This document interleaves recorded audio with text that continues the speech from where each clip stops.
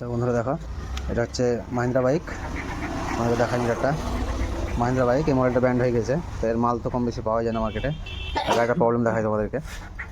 দেখো বন্ধুরা, দেখো হর্নটা টিপছি, বাজছে না, কখনো বাজছে কখনো বাজছে কখনো বাজে না, এরকম হচ্ছে।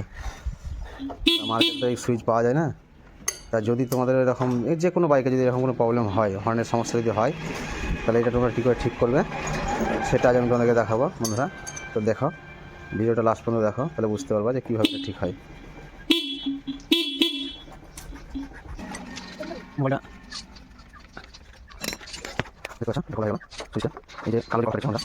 ভিতরে কী সমস্যা আছে দেখি।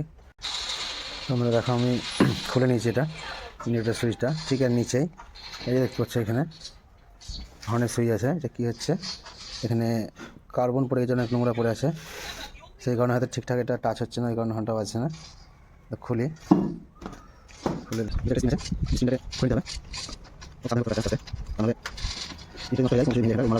যাবে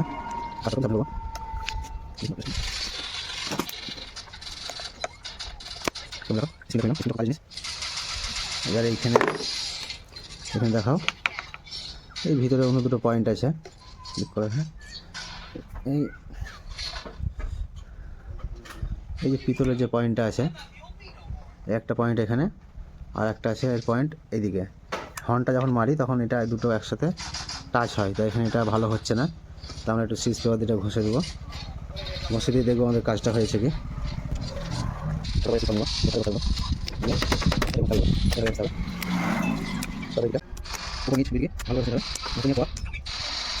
ঘষে নেওয়ার পর বন্ধু এই স্প্রিংটা দেখছো, স্প্রিংটা দেখো, এই স্প্রিংটাও ঘষতে হবে। স্প্রিংয়ের মধ্যে দিয়েই লাইনটা পাস হয়। স্প্রিংটা খুব সুন্দর করে ঘষে নিতে হবে।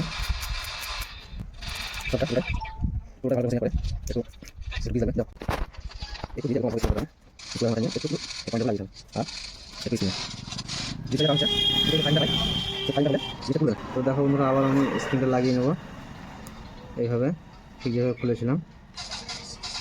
একটু অসুবিধা হবে, কিন্তু একটু লাগাতে হবে।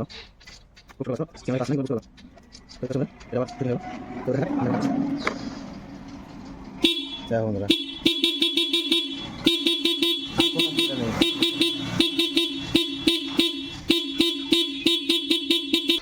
একটু অসুবিধার কাজ, কিন্তু একটু খাটনি করলে কাজটা ভালো হবে।